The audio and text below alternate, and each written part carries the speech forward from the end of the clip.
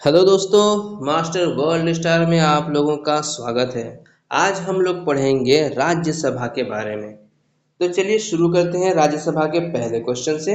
आज का हमारा पहला क्वेश्चन है, भारतीय संसद के ऊपरी सदन को क्या कहते हैं? तो हम जानते हैं कि संसद के दो सदन होते हैं, एक लोकसभा, एक राज्यसभा और एक राष्ट्रपति। तीन से मिलकर एक संसद का तैनात होता है, जिसमें दो सदन होते हैं। दो सदन में एक उच्च सदन होता है, एक निम्न सदन होता है। तो उच्च सदन जो है, ऊपरी सदन, हम किसे कहेंगे?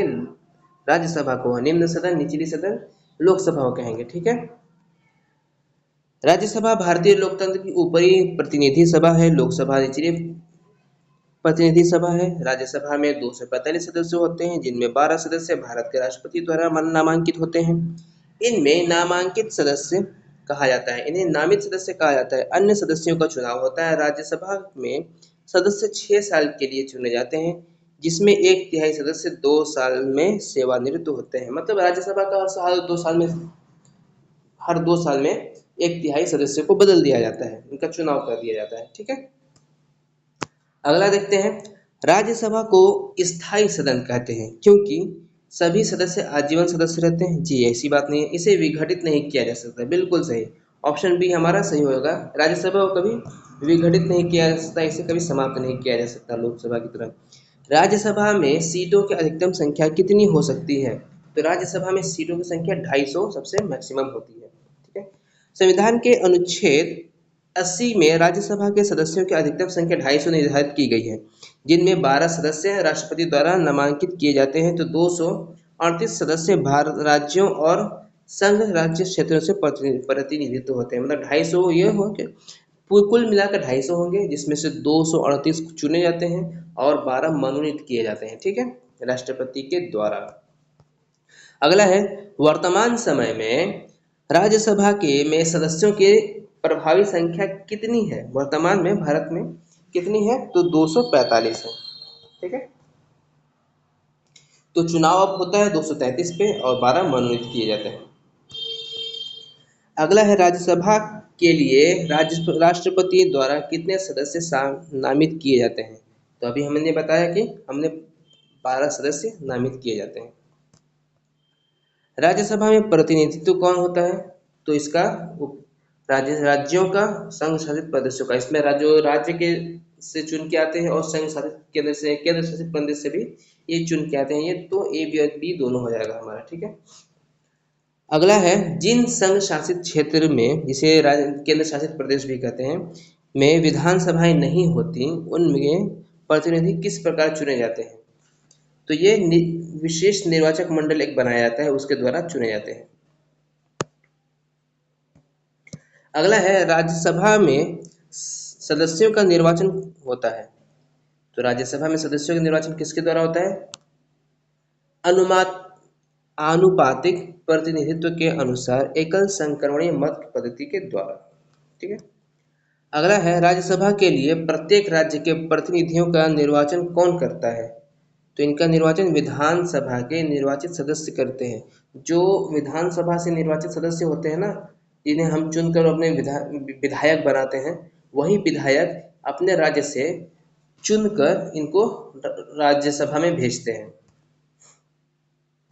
अगला है, राज्यसभा प्रतिनिधि कौन होते? विधानसभा के निर्वाचित सदस्य। तो 9 का हमारा 1 हो जाएगा। ठीक है। अगला है, राज्यसभा में राज्यों का प्रतिनिधित्व किस बात पर निर्भर करता है? तो ये किस बात पर निर्भर करता है? राज्यों का क्षेत्रफल पर? जी नहीं, क्षेत्रफल से कोई मतलब नहीं है। राज्यों की जनसंख्या पर, हाँ, जनसंख्या पे चुना जाता है। ठीक है। तो ये ऑप्शन हमारा हुआ। संविधान के अनुसूची 4 के मुताबिक किस राज्य में राज्यसभा की कितनी सीट होगी, यह राज्य या केंद्र शासित प्रदेश की आबादी के आधार पर तय होगा। उदाहरण के लिए उत्तर प्रदेश की जनसंख्या सबसे ज़्यादा है, ऐसे में उत्तर प्रदेश के लिए 31 सीट निर्धारित की गई है। इसके बाद महाराष्ट्र में 19 सीटें हैं। इसी तरह पश्चिम बंगाल और बिहार में 16-16 सीटें हैं। वहीं गोवा, अरुणाचल प्रदेश, मणिपुर, मेघालय, मिजोरम जैसे राज्यों में केवल एक एक राज्यसभा की सीटें हैं। अगला देखते हैं,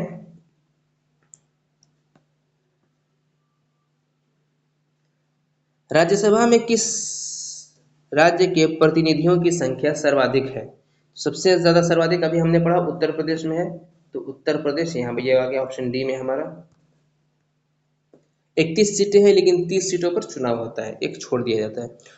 उत्तर प्रदेश से राज्यसभा के लिए कितने सदस्य चुने जाते हैं? तो ये कितने सदस्य चुने जाते हैं? 31। ठीक है।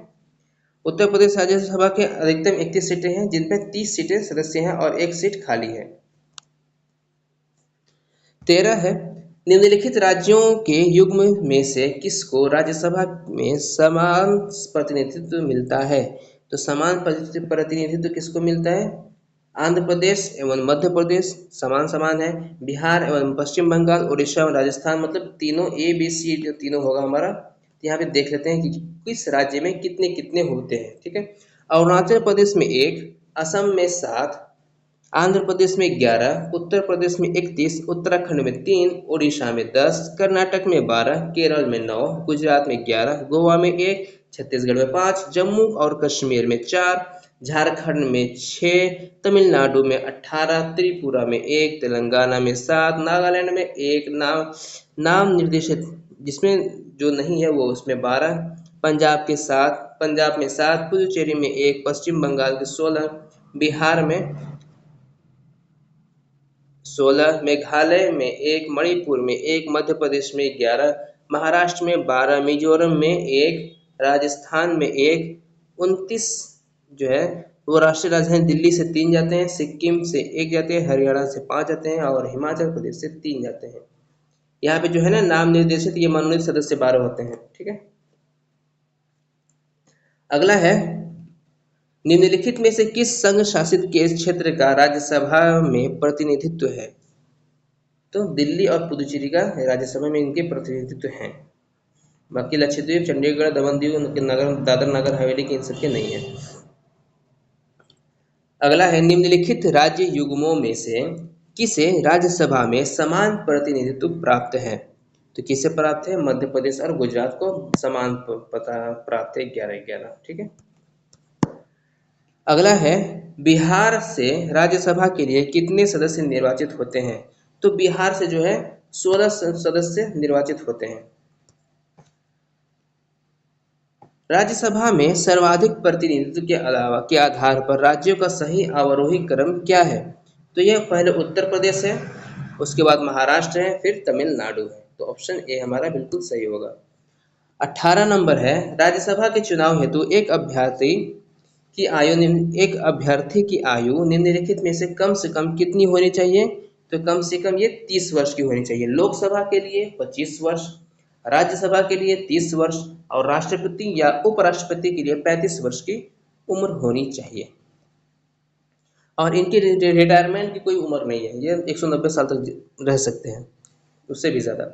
राज्यसभा के सदस्यों की न्यूनतम आयु कितनी होती है? राज्यसभा के सदस्यों की न्यूनतम आयु 30 होती है, अभी हमने पढ़ा है। राज्यसभा के सदस्यों का कार्यकाल कितने वर्ष होता है? तो राज्यसभा का कार्यकाल कितना? 6 वर्ष का होता है। राष्ट्रपति का 5 वर्ष, उपराष्ट्रपति का 5 वर्ष, लोकसभा का 5 वर्ष, लेकिन राज्यसभा का 6 वर्ष। 6 वर्ष के बाद सदन को 1/2 सदस्य को फिर से चुना जाता है, उनको रिटायर करके। ठीक है। वो दोबारा भी चुने जा सकते हैं, ये भी प्रावधान है। अगला देखते हैं, राज्यसभा के सदस्य चुने जाते हैं 4 वर्ष के लिए, 5 वर्ष के लिए, 6 वर्ष के लिए। अभी हमने पढ़ा कि राज्यसभा के जो सदस्य थे वह 6 साल का कार्यकाल होता है उनका। राज्यसभा के 1/3 सदस्य प्रत्येक कितने वर्ष के पश्चात सेवानिवृत्त होते हैं और तथा नए 1/3 सदस्य का उनका स्थान लेते हैं? तो ये 2 साल में ऐसा होता है। ठीक है। तब जाके 6 साल में वो पूरा होगा। क्या राष्ट्रपति लोकसभा की भांति राज्यसभा को भंग कर सकता है? नहीं, राज्यसभा को राष्ट्र कोई भी भंग नहीं कर सकता। क्या राज्यसभा के सभी सदस्य का निर्वाचन एक साथ होता है? जी नहीं, एक साथ नहीं होता, ये 2/3 के हिसाब से होता है। लोकसभा की भांति 1/3, लोकसभा की भांति राज्यसभा कभी भंग नहीं होती, किंतु प्रत्येक 2 वर्ष बाद उस पर 1/4 सदस्य, 1/4 नहीं भाई, प्रत्येक 2 वर्ष के बाद उसके 1/3 सदस्यों की सदस्यता की समाप्त हो जाती है। तो ऑप्शन बी सही होगा। 26 नंबर है, निम्नलिखित में से कौन सा कथन सही नहीं है? अच्छा, 3 सही है, 1 गलत है। राज्यसभा की अधिकतम सदस्य संख्या 250 है, बिल्कुल सही है। राज्यसभा निरंतरता का प्रतीक है, ये भी सही है। राज्यसभा के 2/3 सदस्य प्रत्येक दूसरे वर्ष की समाप्ति पर पदच्युत हो जाते हैं। नहीं नहीं, दूसरे वर्ष की समाप्ति पर नहीं, 2 साल पर निर्वाचन होता है चुनाव, लेकिन ये 6 साल पे होते हैं। ठीक है, तो ये गलत हो गया, बाकी सब चीज सही है। अगला देखते हैं 27 नंबर। निम्नलिखित में से कौन सा कथन सही है? यहाँ भी है कि 3 गलत है, 1 सही है। सही को खोजना है, कौन सा सही है, चलिए देखते हैं। राज्यसभा के सभी सदस्य का निर्वाचन राज्यों की विधानसभा करती है। सही है क्या? उपराष्ट्रपति राज्यसभा का पदेन सभापति होता है, अतः राज्यसभा का कोई सदस्य ही उपराष्ट्रपति के पद के लिए चुनाव लड़ सकता है? नहीं, ऐसा बात नहीं है। लोकसभा और राज्यसभा में एक बात में अंतर है कि लोकसभा का निर्वाचन कोई भी प्रत्याशी भारत के किसी भी राज्य से लड़ सकता है, परंतु राज्यसभा का प्रत्याशी सामान्यतः वहीं का होना चाहिए जहां का वो प्रत्याशी बन रहा है। तो मेरे ख्याल से ऑप्शन सी सही होना चाहिए, बाकी सभी किसी लायक के नहीं, कहीं ना कहीं कमियां रह गई हैं। अगला है लोकसभा और राज्यसभा में गणपूर्ति कोरम संख्या कितनी है? गणपूर्ति कोरम संख्या कितनी है यहाँ पे? तो 1/10 का है। ठीक है, ये चीज याद रखें। सदन की किसी बैठक के लिए कोरम अथवा गणपूर्ति अध्यक्षता या अध्यक्ष के रूप में कार्य कर रहे व्यक्ति सहित कुल संख्या 10वें भाग की उपस्थित होना अनिवार्य है। सदन में कोई कार्य चल रहा है, ठीक है, तो अब इसके कम से कम जब तक उसके 10% सदस्य वहां पे शामिल नहीं होंगे सदन में, तब तक वो सदन नहीं चलेगा। पता चला कि 8-10 आदमी पहुंचे और चलो सदन शुरू करो, तो ऐसा थोड़ी होगा। कम से कम में 10% सदस्य होने चाहिए। अगर 250 है तो 250 का 10% 15 सदस्य होने चाहिए कम से कम, है ना? सॉरी, 250 है तो 25 सदस्य होने चाहिए, कम से कम 10वां भाग उसका होना चाहिए। अगला है राज्यसभा में गणपूर्ति कोरम के लिए निर्धारित संख्या क्या है? तो राज्यसभा में 25, मैंने बताया ना कि 25 है, जिससे 250 है तो उसका 25 कम से कम होना चाहिए। अगला है राज्यसभा को भंग करने का अधिकार किसको है? किसी को नहीं, राज्यसभा कोई भंग नहीं कर सकता, इनमें से कोई नहीं। ऑप्शन डी हमारा हो जाएगा। अगला देखते हैं, राज्यसभा का सभापति कौन होता है? तो उपराष्ट्रपति ही होता है। अभी हमने कल ही हमने पढ़ा है इसके बारे में। किस सदन के अध्यक्ष उस सदन का सदस्य नहीं होता? तो राज्यसभा का जो उपराष्ट्रपति होते हैं वही सदस्य होते हैं, और ये राष्ट्र उस सभा के सदस्य नहीं होते हैं, मतलब ये राज्यसभा के सदस्य नहीं होते, ये तो उपराष्ट्रपति होते हैं। लेकिन ये जो वेतन है वो उपराष्ट्रपति के राज्यसभा के सदस्य के अध्यक्ष के रूप में मिलता है, न कि उपराष्ट्रपति के रूप में। राज्यसभा के सभापति का चुनाव कौन करता है? तो लोकसभा के निर्वाचित सदस्य, या राज्यसभा के निर्वाचित सदस्य, या लोकसभा एवं राज्यसभा के सभी निर्वाचित सदस्य। तो ऑप्शन बी हमारा सही होगा, लोकसभा और राज्यसभा के सभी सदस्य मिलकर करते हैं। राज्यसभा का सभापति क्या होता है? राज्य सदस्यों का एक चुनाव हुआ होता है, लोकसभा एवं राज्यसभा के सदस्यों द्वारा संयुक्त रूप से चुना जाता है, बिल्कुल। तो ऑप्शन बी सही होगा हमारा। 35 नंबर है, निम्नलिखित में से किसकी अध्यक्षता अध्यक्ष द्वारा की जाती है? तो ये राज्यसभा का अध्यक्ष द्वारा की जाती है। राज्यसभा के सभापति की अनुपस्थिति में राज्यसभा का कार्यभार संचालन कौन करता है? तो राज्यसभा के जब सभापति नहीं होंगे तो उपसभापति करेंगे, है ना? तो उपसभापति, सी ऑप्शन सही होगा हमारा। अगला है राज्यसभा के उपसभापति का निर्वाचन कौन करता है? तो राज्यसभा के सदस्य ही करते हैं इनको, लोकसभा में, यहाँ पे लोकसभा नहीं करते, यहाँ पे राज्यसभा के सदस्य अपने में से चुन लेते हैं इनको। क्या राज्यसभा का सभापति संसद के दोनों सदनों के संयुक्त अधिवेशन में अध्यक्षता कर सकता है? नहीं, दोनों सदनों के संयुक्त बैठक का अधिवेशन जब होगा तो अध्यक्षता कौन करेगा? लोकसभा का सभापति, जैसे अभी ओम बिरला जी हैं वो करेंगे। आप लोगों को कमेंट में मुझे बताना है कि अभी राष्ट्रपति जी का चुनाव, उपराष्ट्रपति जी का चुनाव हुआ है, तो उपराष्ट्रपति का नाम कमेंट में आप लोग लिख के बताइए। और आपको हिंट में दे देता हूँ, ये पहले जो राष्ट्रपति चुने गए थे उनका टाइटल और इनका टाइटल दोनों का एक ही है समान। जो पहले उपराष्ट्रपति थे, भारत के पहले उपराष्ट्रपति, उनका टाइटल और अभी जो चुने गए हैं इनका टाइटल, दोनों लोग का टाइटल एक ही है लगभग। ऑप्शन में देखिए कौन कौन जवाब देता है। अगला है राज्यसभा के द्विवार्षिक चुनाव की अधिसूचना कौन जारी करता है? तो इसका निर्वाचन आयोग करता है, ठीक है। अगला है राज्यसभा के सदस्यों का निर्वाचन होता है तो सीधे जनता द्वारा, सीधे जनता तो करता नहीं है। लोकसभा सदस्य द्वारा, लोकसभा भी नहीं करते। लोकसभा तथा राज्यसभा विधानसभा के सदस्यों द्वारा नहीं, राज्य की विधानसभा के निर्वाचित सदस्यों के द्वारा किया जाता है, ठीक है। तो ऑप्शन डी हमारा बिल्कुल सही होगा। अगला देखते हैं, स्वतंत्र भारत में राज्यसभा के प्रथम सभापति कौन थे? डॉक्टर एस राधाकृष्णन, ठीक है। अगला है राज्यसभा के संदर्भ में निम्नांकित में से कौन सा कथन सही है? मतलब 3 गलत है और 1 सही है। तो चलिए सही की खोज करते हैं। इसके 1/3 सदस्य प्रति 2 वर्ष में अवकाश प्राप्त करते हैं, यही बिल्कुल सही है, ठीक है। बाकी सब खत्म है। अगला है, बाकी देखने का जरूरत ही नहीं है, जो पहला ही सदस्य सही हो गया। तो निम्नलिखित में से, लेकिन ऑप्शन डी में ये देखना है कि ऐसा तो नहीं कि सभी है। अब ऐसा नहीं कि ऊपर ऊपर तो सभी दे दिया या ए बी दोनों दे दिया, ये भी ध्यान देना। ये देखिए पहला सही होगा तो मार के चल दिए, नीचे देखना भी जरूरी है, इसीलिए मैंने देखा। निम्नलिखित में से कौन राज्यसभा की एकांतिक शक्ति के अंतर्गत हो आता है? तो ये आते हैं अखिल भारतीय सेवा के सृजन। तो ऑप्शन ए हमारा सही होगा। अगला है, निम्नलिखित में से किसके संबंध में राज्यसभा को लोकसभा के अपेक्षित अधिकृत अधिकार प्राप्त होता है? तो किसे होता है? धन विधेयक, धनान्तरण विधेयक, नई अखिल भारतीय सेवाओं का गठन करना। तो ये ऑप्शन सी सही होगा हमारा।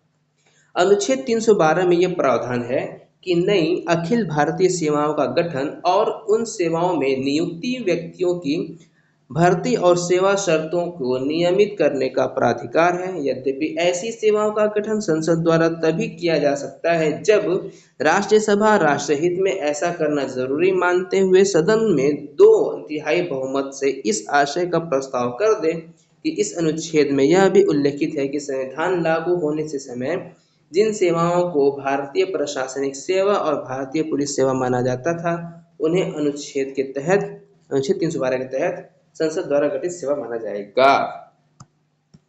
अगला है, राज्यसभा को कौन ऐसे अनन्य प्राधिकार प्राप्त हैं जो लोकसभा को प्राप्त नहीं है?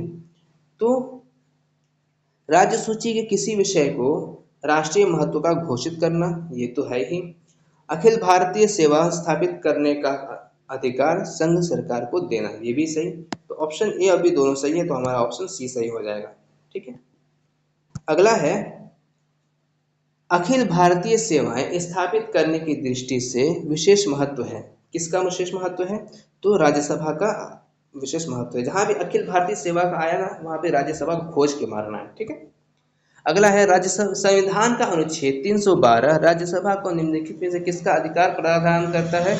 तो अभी हमने बताया 312 किसके बारे में प्रदान करता है? तो यह अखिल भारतीय सेवा के बारे में प्रदान करता है 312। अगला है, केंद्रीय संसद राष्ट्रीय हित में राज्य सूची के विषयों पर कानून बना सकती है। कौन बना सकती है? राज्यसभा उपस्थित सदस्यों के 2/3 विशेष बहुमत से एक प्रस्ताव पारित करें। ऑप्शन सी हमारा सही होगा। अगला है, राज्यसभा धन विधेयक पर अपनी सहमति कितने दिनों तक रोक सकती है? तो राज्यसभा धन विधेयक पर 14 दिनों तक रोक सकती है। अगला है 50वां नंबर हमारा, 50 क्वेश्चन हाफ सेंचुरी हो जाएगा हमारा। लोकसभा द्वारा पारित धन विधेयक राज्यसभा द्वारा भी पारित मान लिया जाता है यदि उच्च सदन उस पर किसी समय सीमा के कार्य संपादित न कर सके।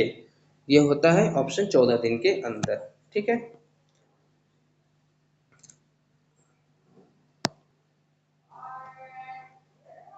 अब आएगा 51 नंबर हमारे सामने, राज्यसभा द्वारा लोकसभा को धन विधेयक कितने समय में लौटा देने चाहिए? तो अभी हमने पढ़ा कितने दिनों में, तो 14 दिनों में लौटा देने चाहिए। अगला है, राज्यसभा को भंग करने में कौन सक्षम है? तो राज्यसभा कोई भंग नहीं कर सकता भाई, उनमें से कोई नहीं। डी हमारा सही होगा। अगला है 53 नंबर, निम्न में से किस परिस्थिति के अंतर्गत राज्यसभा को भंग किया जा सकता है? कोई भी परिस्थिति है ही नहीं ऐसा, ठीक है। तो ऐसा ऑप्शन डी हमारा सही होगा। राज्यसभा एक स्थायी सदन होने के कारण इसे 1/3 सदस्य प्रति 2 वर्ष में सेवानिवृत्त होते हैं। बिल्कुल सही है, ऑप्शन ए हमारा सही होगा। राज्यसभा के सदस्यों को नामित करने का अधिकार निम्नलिखित में से किसको है? तो ये किसको है? राष्ट्रपति को। जो राज्यसभा में मनोनीत किए जाते हैं सदस्य, राष्ट्रपति ही करते हैं ना, 12 सदस्य को। राष्ट्रपति द्वारा राज्यसभा के लिए कला, साहित्य, विज्ञान आदि क्षेत्रों से 12 सदस्यों को मनोनीत करने की व्यवस्था भारतीय संविधान के किस अनुच्छेद के अंतर्गत आता है? तो ये अनुच्छेद 80 में आता है। ये बहुत बार पूछा हुआ क्वेश्चन है, ठीक है।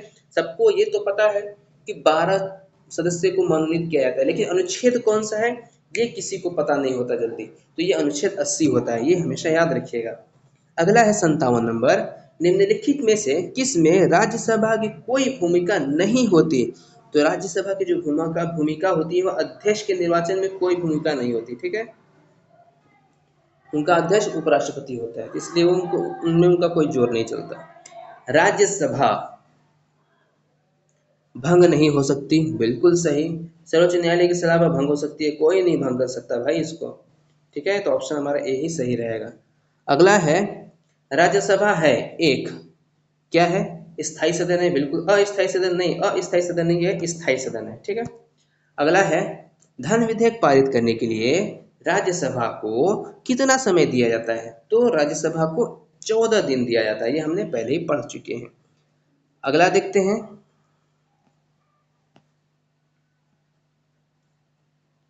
राज्यसभा सामान्य विधेयक को अधिकतम कितनी अवधि के लिए रोक सकती है?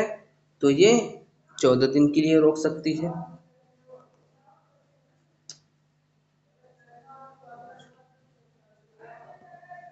साधारण 6 माह के लिए रोक सकती है। साधारण विधेयक संसद के किसी भी सदन में पेश किया जा सकता है। इसे पेश करने के लिए राष्ट्रपति की अनुशंसा की आवश्यकता नहीं होती। इसे राज्यसभा द्वारा संशोधित या अस्वीकार किया जा सकता है। इसे राज्यसभा अधिकतम 6 महीने तक अपने पास रोक कर रख सकती है। इस विधेयक को राज्यसभा में भेजने के लिए लोकसभा अध्यक्ष की अनुमति आवश्यक नहीं है। अगला है, सर्वप्रथम किस फिल्म अभिनेता को राज्यसभा का सदस्य मनोनीत किया गया था? दिलीप कुमार, सुनील दत्त, गुरु दत्त या पृथ्वीराज कपूर? तो पहले जो सदस्य बने थे वो पृथ्वीराज कपूर बने थे, ठीक है, फिल्म के। ये राज कपूर साहब के फादर थे शायद। अगला है, राज्यसभा के लिए नामित प्रथम फिल्म अभिनेत्री कौन थी? तो ये नरगिस दत्त थी, संजय दत्त की मम्मी। निम्नलिखित में से कौन सा हिंदी साहित्यकार राज्यसभा का सदस्य नहीं था? तो रामधारी दिनकर साहब नहीं थे, नहीं तो गोपाल दास नीरज जी थे, काका हाथरस जी थे और सुमित्रानंद पंत जी थे, ठीक है। तो ऑप्शन सी हमारा सही होगा। प्रधानमंत्री पद पर नियुक्त होते समय निम्नलिखित में से कौन सा राज्यसभा का सदस्य था? तो ऑप्शन जो है हमारा, इंदिरा गांधी ये भी थी, इंद्र कुमार गुर्जर ये भी थे, मनमोहन सिंह ये भी थे, और मतलब ऑप्शन डी, तीनों हमारे सही हो जाएंगे। राज्यसभा की प्रथम महिला महासचिव कौन थी? तो प्रथम महिला महासचिव जो थी वो थी हाँ, वी.एस. रामा देवी थी, ठीक है। वी.एस. रामा देवी, जन्म हुआ था 15 जनवरी 1934 में, जो 17 अप्रैल 1913 में इनका 2013 में इनका देहांत हो गया था। 26 नवंबर 1990 से 11 दिसंबर 1990 तक भारत की मुख्य चुनाव आयुक्त रही थी। यह प्रथम महिला थी जिन्होंने भारत के मुख्य चुनाव आयुक्त का पदभार संभाला, मतलब पहला मुख्य चुनाव आयुक्त का पदभार भी इन्होंने ही संभाला। उसके बाद एन शेषन मुख्य चुनाव आयुक्त बने, ठीक है। अगला है, राज्यसभा का सर्वप्रथम गठन कब हुआ? तो राज्यसभा का सबसे पहले जब गठन हुआ था वो 3 अप्रैल 1952 में हुआ था। राज्यसभा की प्रथम बैठक किस वर्ष हुई थी? तो अभी हमने पढ़ा किस वर्ष हुई थी, तो 1952 में, 3 अप्रैल 1952 में हुआ था। राज्यसभा के पहले समूह की सेवानिवृत्ति कब हुई थी? तो ये हुआ था 2 अप्रैल 1954 को। पहले जो सदस्य बने थे ना, उनको 2 साल में ही हटा दिया गया था। 1/3 सदस्य को 2 साल में ही हटा दिया गया था। फिर अगले जब 56 का हुआ था, चुनाव हुआ था, तो फिर 4 साल पे 1/3 उन बचे थे, वो 4 साल पे हटे थे। ठीक है, तो सबसे कम में यही हटे थे, शुरू में ही 2 साल पे हटा दिया गया था इनको। तो ऑप्शन जो है हमारा सी सही होगा। अगला है 70 नंबर, राज्यसभा कब भंग की जा सकती है? चलिए बताइए, राज्यसभा कब भंग की जा सकती है और कौन भंग कर सकता है? 5 वर्ष पर राष्ट्रपति के शासन में संकटकालीन स्थिति में राज्यसभा कभी भंग नहीं की जा सकती। राज्यसभा कौन भंग करेगा भाई?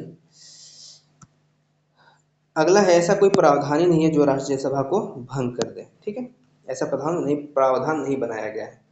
अगला है 71 नंबर, राज्यसभा के बारे में निम्नलिखित में से कौन कथन सही है?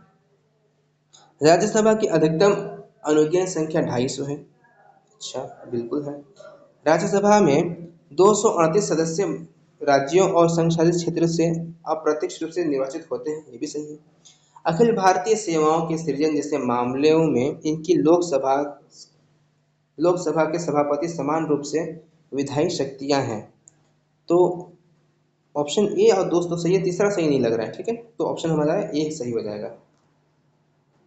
अगला है, हमारे संविधान के अनुसार भारत राज्यसभा का कार्यकाल 2 वर्ष में एक बार समाप्त हो जाता है। नहीं, तो ये समाप्त होने का विषय है ही नहीं। ठीक है, तो ऑप्शन डी हमारा सही होगा।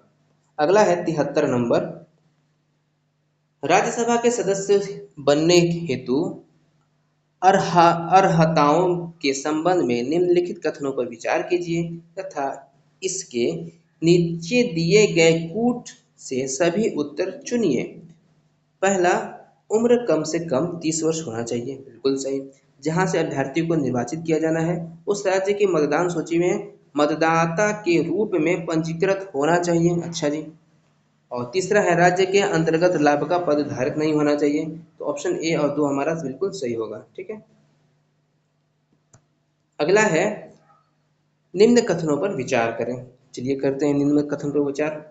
केवल राज्यसभा में यह शक्ति निहित है कि वह घोषणा करे कि राज्य सूची में किसी विषय के संबंध में राष्ट्रीय हित में संसद विधि बना सकती है। सही है ये तो।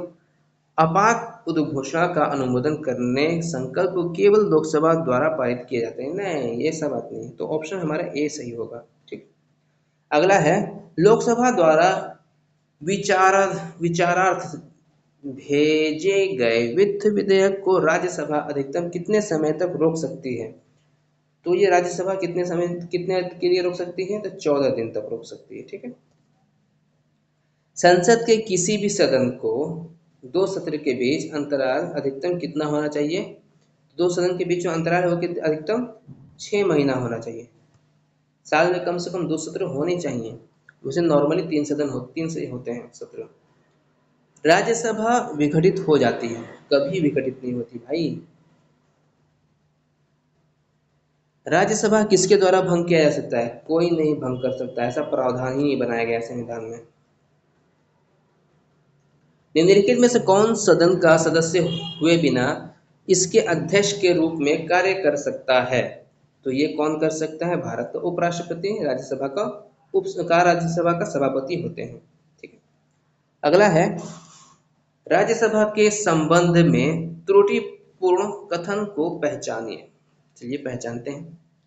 डॉक्टर ए राधाकृष्णन राज्यसभा के एकमात्र सभापति हैं जो लगातार 2 कार्यकाल पर पद पर रहे। मतलब एकमात्र तो नहीं है, इनके बाद वो भी थे, हामिद अंसारी जी थे। प्रथम संविधान संशोधन के लिए राज्यसभा का अनुसरण नहीं लिया गया था। वर्तमान में संघ राज्य क्षेत्र से 8 सदस्य सभापति में निर्वाचित होते हैं। 3 अवसरों पर राज्यसभा और लोकसभा की संयुक्त बैठक आयोजित होती है। तो ऑप्शन जो है, ये तीनों तो सही है, ऑप्शन ए ही जो है ये गलत है, क्योंकि हामिद अंसारी जी भी रह चुके हैं। अगला देखते हैं,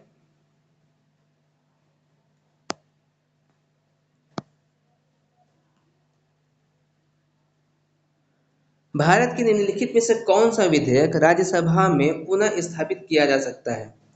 तो राज्यसभा में पुनः स्थापित कोई किया जा सकता है तो कौन है? वो धन विधेयक। मतलब पुनः स्थापित नहीं किया जा सकता तो धन विधेयक राज्यसभा में पुनः स्थापित नहीं किया जा सकता। ठीक है। राज्यसभा का विशिष्ट क्षेत्राधिकार होता है नए राज्यों के निर्माण में, युद्ध की घोषणा करने में, वित्तीय आपात में, राज्य सूची के किसी विषय पर संसद को कानून बनाने के लिए प्राधिकार करने में। बिल्कुल सही, ऑप्शन डी हमारा सही होगा। अगला है, निम्नलिखित में से कौन सा सही सुमेलित नहीं है? राज्यसभा में स्थानों का आवंटन, आंध्र प्रदेश 18, उड़ीसा 10, तमिलनाडु 18, महाराष्ट्र 19। तो 83 का जो है ऑप्शन हमारा ए सही होगा, आंध्र प्रदेश का 18। ठीक है।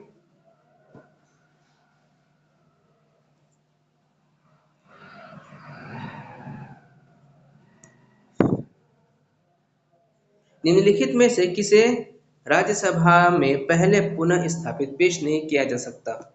तो पहले राज्यसभा में वार्षिक वित्तीय विवरण को पहले राज्यसभा में नहीं पेश किया जाता, पहले लोकसभा में पेश होगा, फिर राज्यसभा में पेश होगा। ठीक है। अगला है, निम्नलिखित राष्ट्रपतियों में से कौन भारत के राज्यसभा के उपसभापति थे? प्रणब मुखर्जी, प्रज्ञा देवी पाटिल, शंकर दयाल शर्मा या जाकिर हुसैन साहब? तो 85 का हमारा हो जाएगा प्रतिभा देवी पाटिल। निम्नलिखित राष्ट्रपतियों में से कौन भारत की राज्यसभा के सभापति थे? अच्छा, राज्यसभा के सभापति तो प्रतिभा देवी पाटिल जी थी। पहले राज्यसभा के सभापति थे, फिर डायरेक्ट ये मतलब उपराष्ट्रपति थे। उपराष्ट्रपति के जो नीचे थे ना वो उपराज्यसभा वो थी, उसके बाद ये राष्ट्रपति बन गए और भारत की पहली राष्ट्रपति बनी है ये 12वें नंबर पे, ये भी याद रहे। राज्यसभा का अध्यक्ष सभापति क्या होता है? राष्ट्रपति पदेन अध्यक्ष होता है। ठीक है, उपराष्ट्रपति पदेन अध्यक्ष होता है।